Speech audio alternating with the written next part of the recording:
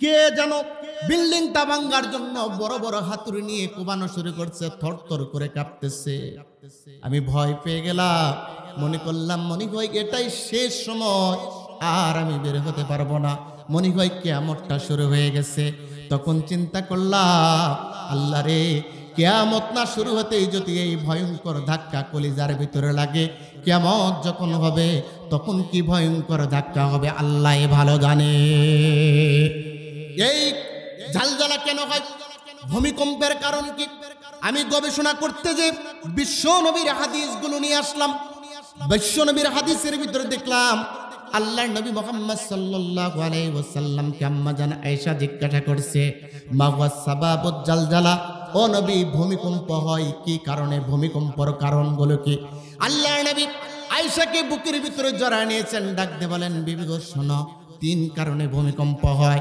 1 number কারণ হলো, এই সমাজের ভিতরে যখন দেখবা পরেতে পরেতে হাটে ঘাটে বাজারে পথে প্রান্তরে যখন দেখবা মদের বিচরণ শুরু হয়ে গেছে, মদখোরের সংখ্যা বেড়ে গেছে, আয়েশা মনে করবা আল্লাহ রাব্বুল আলামিন অসন্তুষ্ট হয়ে ভূমিকম্প দিয়ে তাদের উপরে গজব নাজিল করে দেয়। এইবার বলুন তো পালসাবাসী, মদ হারাম না হালাল? আরো জোরে বলুন, হালাল না হারাম? আল্লাহ রাব্বুল আলামিন বলছেন, ইয়া আইয়ুহাল্লাযীনা আমানু ইন্নামাল খামরু ওয়াল মাইসির, ওই তোমরা যারা ঈমান আনয়ন করেছো, শোনো তোমাদেরকে বলছি, মদ এবং জুয়া আল্লাহর পক্ষ থেকে হারাম। সুতরাং এই আল্লাহ হারাম করেছে, আপনি মুসলমান হওয়ার পর ওই হারাম জিনিস সেবন করতেছেন, আল্লাহ আপনার উপর গজব ছাড়া অন্য কোনো কিছু দিতে পারে না, ঠিক কিনা? আল্লাহর পক্ষ থেকে হারাম। এইবার বিশ্বনবী বলছেন, আয়েশা শোনো, শুধু তাই নয়, কুল্লু মুসকিরিন খামরুন ওয়া কুল্লু খামরিন হারাম।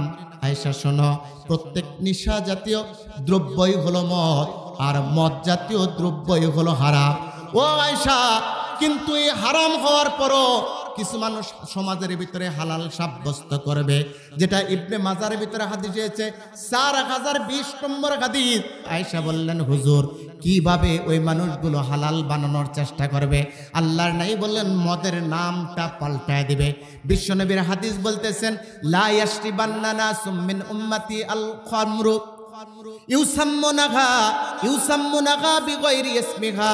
আয়েশা শোনো, আমার উম্মতের ভিতরে একদল মদের নামটা পাল্টায় দিবে, মদ রাখবে না, নামটা পাল্টায় দিয়ে খাওয়া শুরু করবে, আর এর ফলে আল্লাহ রাব্বুল আলামিন ওই জাতির উপরে ভূমিকম্প দিয়ে ধ্বংস করে দিবে।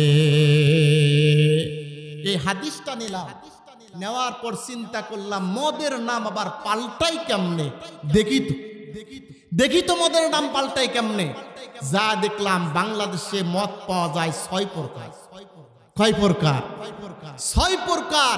1 নাম্বার মদের নাম হলো ওয়াইন, 2 নাম্বার মদের নাম হলো হুইস্কি, 3 নাম্বার মদের নাম হলো বিয়ার, 4 নাম্বার মদের নাম হলো রান, 5 নাম্বার মদের নাম হলো ভদকা, আর 6 নাম্বার মদের নাম হলো বাংলা।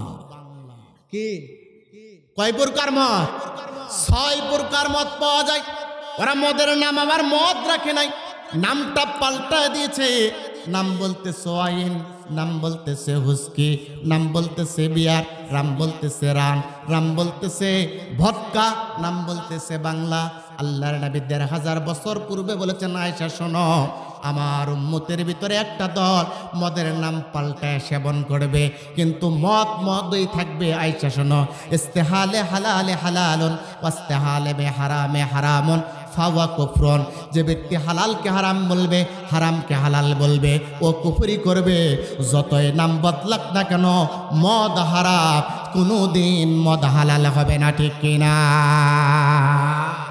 অথচ বিগত 16 বছর আমাদেরকে বলেছে, মদ নাকি 100 জন ব্যক্তি এক জায়গায় একত্রিত হলে নাকি মদের পারমিশন দেওয়া যাবে। বলুন তো, কোন মুসলমানের ঘরে জন্ম নেওয়ার পর হারামকে হালাল বানাতে পারবে? কথা বলেন না কেন? পারবে? যে ব্যক্তির জন্মের সময় ডান কানে আজান আর বাম কানে ইকামত দেওয়া হয়েছে, যে ব্যক্তি লিল্লাহে তাকবীরের স্লোগান শুনে বড় হয়েছে, যে ব্যক্তি লিল্লাহে তাকবীরের স্লোগান তুলে নিজের জীবন পরিধান করে আল্লাহু আকবার স্লোগান তুলে ওই ব্যক্তি ঘুমাতে যায়, আল্লাহু আকবার স্লোগানের মাধ্যমে ঘুম থেকে জাগ্রত হয়, আল্লাহু আকবার স্লোগানের মাধ্যমে জানাজা দিয়ে শেষ বিদায় নেয়।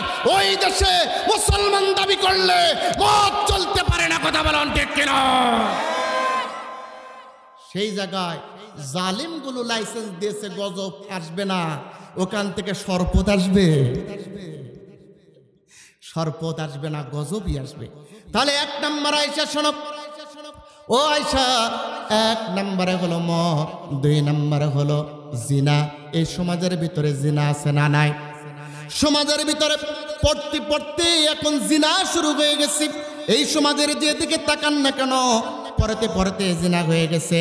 অথচ রব্বুল ইজ্জত ওয়াল জালাল কোরআনুল কারীমের ভিতরে বলেন ওয়ালা তাকরাবুজ জিনা, তোমরা জিনার ধারে কিছু যায় না, কারণ জিনা হলো একটা ফাহিশা কাজ, এই জিনার কাছে যাবে না। তাহলে আল্লাহ পাক বললেন জিনার কাছে যেও না। তার মানে হলো শুধু নিজে জিনার কাছে যাবে না এরকম নয়, বরং যা দ্বারা জিনা হয় ওই সকল কাজ থেকেও দূরে থাকার ফতোয়া জেনে দিয়েছেন তিনি কে? জিনার অন্যতম দিক হলো মহিলারা। এই জন্য নবী বলছেন শোনো, আল মারাতু আওরাতুন ফাইদা খরাজাত ইস্তাশরাফাহা শাইতান, মহিলারা হলো ঘরের গোপনীয় জিনিস, গোপনীয় জিনিস যখন বের হবে শয়তান তাদেরকে পর পুরুষের কাছে আকর্ষণীয় করে দেখাবে। সুতরাং নারীরা তোমরা শোনো, ওয়াকরনা ফি বুয়ুতিকুন্না ওয়ালা তাবাররুজনা তাবাররুজাল জাহিলিয়াতিল উলা, তোমরা জিনা থেকে বাঁচার জন্য ঘরের পরিবেশ নিয়ে পর্দা করে বের হবা। যদি না হও শয়তান তোমাদেরকে পর পুরুষের কাছে আকর্ষণীয় করে দেখাবে, আর শয়তান যখন তোমাদেরকে আকর্ষণীয় করে দেখাবে তখন কিন্তু তোমাদের জিনা হবে। সুতরাং ওই জিনা যখন সমাজের ভিতরে বাড়তে থাকবে, মনে রাখো জিনা যখন বাড়তে থাকবে তখন আল্লাহ পাক ভূমিকম্প দিয়ে গজব দিয়ে দেবে, ঠিক কিনা? এই জন্য বিবাহ যারা করবেন আপনারা শুনে রাখুন, বেপর্দা নারীকে বিবাহ করা যাবে? আর জোরে বলুন যাবে? রাসূল বলতেন যাবে না। কাকে বিবাহ করতে হবে? আল্লাহর নবী এবার বলছেন শোনো, আল্লাহর নবী বলছেন তাজাওয়াজুল উদুদাল উলুদা ফা ইন্নী মুকাসিরুন বিকুমুল উমা। ও পৃথিবীর মানুষ, বিশ্বনবী মানুষদেরকে ডাকতে বলছেন শোনো, তোমরা ওই বংশে বিবাহ করবা যে বংশে বেশি বেশি সন্তান হয়, ওই বংশে বিবাহ করে তোমাদের সন্তানদেরকে পর্দামুখী করবা। যদি সালাসু বানাতিন ফায়াহসিনু ইলাইহিন্নার ইল্লা দাখালাল্লাহুল জান্নাহ, ওই পর্দানিশী নারীর পেট থেকে যদি 3টা মেয়ে সন্তান হয় আর ওটা যদি শরীয়তের উপরে লালন পালন করে বিবাহ দেয়, ফায়াহসিনু ইলাইহিন্নার, ওই ব্যক্তির জন্য জান্নাত জাহান্নাম হারাম, ইল্লা দাখালাল্লাহুল জান্নাহ, ওই ব্যক্তি আল্লাহর জান্নাতে ছাড়া আর কোথাও যাবে না। এইবার বলেন জিনা চলতে পারে, কিন্তু 5 তারকা হোটেলে কি হয়? কথা বলে না, কি হয়? জিনা হয়।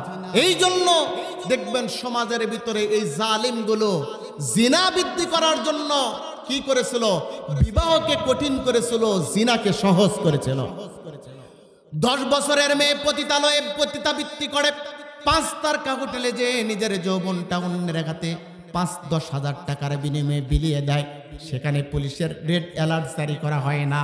অথচ 12 বছরের 13 বছরের 14 বছরের মেয়েকে যখন যৌবন মেয়ের উত্তাল তরঙ্গে ঢেউ মাখা নারীকে যখন চাহিদা পূরণের জন্য আল্লাহর বিধান অনুযায়ী বিভাগের ব্যবস্থা করা হয়, একদিন কম পাওয়া গেলে ওই কাজী জেলখানায় যায়, হুজুর জেলখানায় যায়, বর যাত্রী মিলে জেলখানার ভিতরে প্রবেশ করানো হয়, ঠিক কিনা?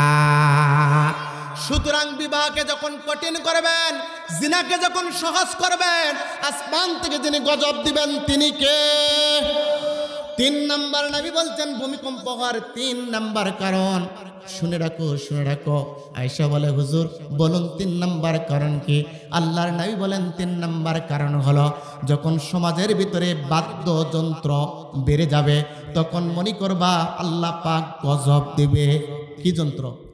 বাদ্যযন্ত্র যখন বেড়ে যাবে, বিগত 16 বছর আউল নামে, বাউল নামে, ফাউল নামে আল্লাহর কোরআনকে নিয়ে কত মস্করা করেছে। ফেরাউনের উত্তরসূরি, জালিমের উত্তরসূরি লেডি হিটলার, শেখ হাসিনা কোনদিন তাদের বিরুদ্ধে প্রতিবাদ করে নাই, ঠিক কিনা? বরং যখন তাদের বিরুদ্ধে কথা বলেছিল, ওই আলিমদেরকে জালিম হিসাবে ক্ষমতার মসনদে থাকার পর ওই আলিমদেরকে ওই জালিমরা জবাই দিয়েছিল, ঠিক কিনা? মুসলমানগণ, জবাই দেওয়ার পর আমরা ভয় করি না। আমরা নিজেদেরকে বীর মুজাহিদ হিসাবে আমরা জানি, কারণ আমাদের একটা ইতিহাস আছে। আমরা 313 জন নিয়ে সাহাবানে বদরে লড়াই করেছি, ময়দান ছেড়ে দেই নাই। আমরা উহুদে লড়াই করেছি, ময়দান ছেড়ে দেই নাই। আমরা খন্দকে লড়াই করেছি, আমরা ময়দান ছেড়ে দেই নাই। নবী তাইফে রক্ত জড়িয়েছে, নবী ময়দান ছেড়ে দেই নাই। আমরা আফ্রিকায় কালিমার শত শত পতাকা উত্তোলন করেছি, তারপর ময়দান ছেড়ে দেই নাই। বিগত 16 বছর জেল, জুলুম, নির্যাতন, হরিয়া পরোনা করে ফাঁসির মঞ্চে গিয়েছি, এরপরও আমরা ময়দান ছেড়ে দেই না। সুতরাং জুলুম নির্যাতন করে ইমানদারকে ময়দান ছেড়ে দেওয়া যাবে না, ঠিক কিনা? কে কে ময়দানে টিকে থাকার জন্য রাজি আছেন? দুহাত আল্লাহকে দেখা দেয়। আল্লাহ কবুল করুন, জোরে বলুন কবুল করো। সুতরাং আউল ফাউল এই ব্যক্তিগুলোর কদর ছিল ওই সময় বেশি। আজকে যখন গণেশ উল্টে গেছে, আউল ফাউলের কদর নয়, কবর রচনা হয়েছে, আলিমদের জায়গা জমিনে হয়েছে, ঠিক কিনা?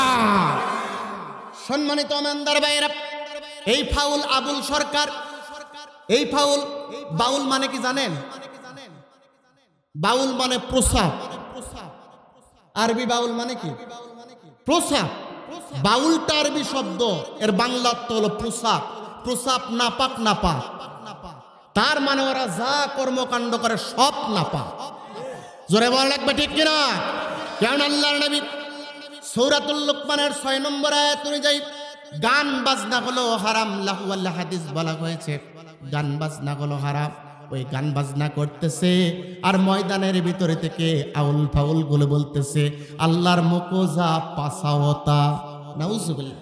আবার বলতেছে কুল আউযু রাব্বিন নাস মালিকিন নাস ইলাহিন নাস, আল্লাহ নাসে, মালিক নাসে, ইলাহ নাসে, ফি সুদুরিন নাসে, সুদুরও নাসে। এ জোরে বলা লাগবে, নাউজুবিল্লাহ। এই কথাগুলো বিগত 2020 সাল থেকে বলতেছে। আলিমরা নির্যাতিত, নিপীড়িত, নিষ্পেষিত ছিল। জালিমের সামনে দাঁড়িয়ে হুঙ্কার দিয়ে কথা যারাই বলেছে তাদেরকে জেলখানায় বন্দি করেছে, এমনকি আয়না ঘর পর্যন্ত নিয়েছে। এই জন্য আলিমরা ভালোভাবে জালিমের বিপক্ষে কথা বলতে পারে নাই, ঠিক কিনা?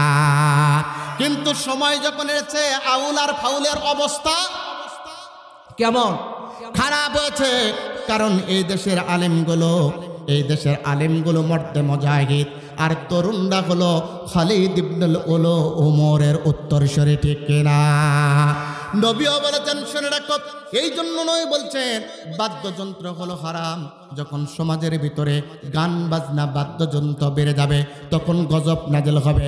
আয়েশা, শুনে রাখো, ইন্নাল গিনা ইউনবিতুন নিফাক, গান বাজনা মানুষ, ইউনবিতুন নিফাক, গান বাজনা অন্তরের ভিতরে মুনাফিকি তৈরি করে। সুতরাং কেউ যেন গান বাজনায় যায় না। ও আয়েশা শোনো, কোনো ব্যক্তি যদি বাদ্যযন্ত্র অবস্থায় ঘুমায়, অর্থাৎ গান দিতে দিতে ব্যক্তি যদি ঘুমায়, 1500 বছর পূর্বে নবী বলেছেন, বাদ্যযন্ত্র সহকারে কোনো ব্যক্তি যদি ঘুমায়, আল্লাহর নবী ডাকতে বলে, আয়েশা রে, ওই ব্যক্তির সকাল হওয়ার পর যদি রাত্রেবেলা মৃত্যুবরণ করে, সকাল হওয়ার পর ওই ব্যক্তির জানাজা দেওয়ার দরকার না। মুসলমানগণ, আজকে আমাদেরকে দীপ্ত কণ্ঠে শপথ নেওয়ার এক টেকনাফ থেকে তেতুলিয়া, রূপসা থেকে পাতুরিয়া, সুন্দরবন থেকে বান্দরবন পর্যন্ত আমাদেরকে একটা শপথ নেওয়া লাগবে। কোন আউল বাউল আর ফল আল্লাহ আল্লাহ রাসূলের বিপক্ষে কথা বললে জীবন থাক আর যাক, এদের সাইজ করে জেলখানার ভিতরে বন্দী করে রাখবে, ঠিক কিনা? পালসার যুব সমাজ এই আউল বাউলের প্রতিরোধ করার জন্য রাজি আছে না? কইরে খালিদ ওমর এসেছে নতুন বাদার করে সেই দিগি বিজয়ী করে সেই দিগি বিজয়ী নবীনী মজাগি এখনো কি গাইতে হবে ঘুম ভাঙানি গীত এখনো কি গাইতে হবে ঘুম ভাঙানি গীত কইরে খালিদ ওমর এসেছে নতুন বাদার করে সেই দিগি বিজয়ী করে সেই দিগি বিজয়ী নবীনী মজাগি এখনো কি গাইতে হবে ঘুম ভাঙানি গীত এখনো কি গাইতে হবে ঘুম ভাঙানি গীত যুবকদেরই হুঙ্কারেতে কাঁপছে জালি মাঝি মুজাহিদরা লড়ছে দেখো জীবন রেখে বাজি ঠিক কিনা আফগানিস্তানের মুজাহিদ ফিলিস্তিনের মুজাহিদ সিরিয়ার মুজাহিদ চেচনিয়ার মুজাহিদ বসনিয়ার মুজাহিদ আজারবাইজানের মুজাহিদ এমনকি ইরানের মুজাহিদ বাতিলের বিরুদ্ধে লড়াই করতেছে ঠিক কিনা যুবকদেরই হুঙ্কারেতে কাঁপছে জালি মাঝি মুজাহিদরা লড়ছে দেখো জীবন রেখে বাজি যুবকদেরই হুঙ্কারেতে কাঁপছে জালি মাঝি মুজাহিদরা লড়ছে দেখো জীবন রেখে বাজি মুসলমানরা বাঁচলে গাজী মরলে যে শহীদ এখনো কি গাইতে হবে ঘুম ভাঙানি গীত কইরে খালিদ ওমর এসেছে নতুন বাদার করে সেই দিগি বিজয়ী করে সেই দিগি বিজয়ী নবীনী মুজাহিদ এখনো কি গাইতে হবে ঘুম ভাঙানি গীত এখনো কি গাইতে হবে ঘুম ভাঙানো গীত নাই রে সময় মোটে তুই আর করিস না দেরি যেখানে পাও যুবলীগের পরাও পায়ে বেরি ঠিক না নেই রে সময় মোটে তুই আর করিস না দেরি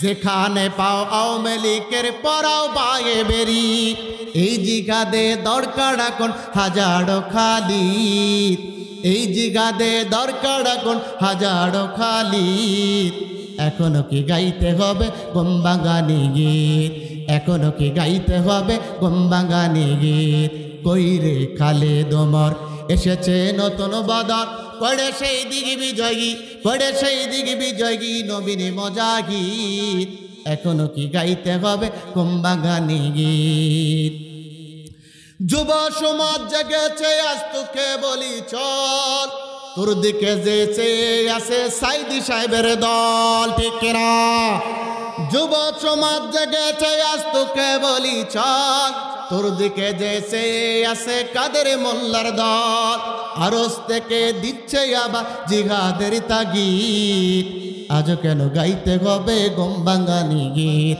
কইরে খালিদ ওমর এসেছে নতুন বাদার করে সেই দিগি বিজয়ী করে সেই দিগি বিজয়ী নবীনী মুজাহিদ এখনো কি গাইতে হবে ঘুম ভাঙানি গীত প্রিয় পালসাবাসী এখনো কি ঘুম ভাঙানো লাগবে না বিবেক জাগ্রত হয়ে বাতিলের বিরুদ্ধে লড়াইয়ের জন্য প্রস্তুত হওয়া লাগবে পারবেন তো জোরে বলা লাগবে পারবেন তো ইনশাআল্লাহ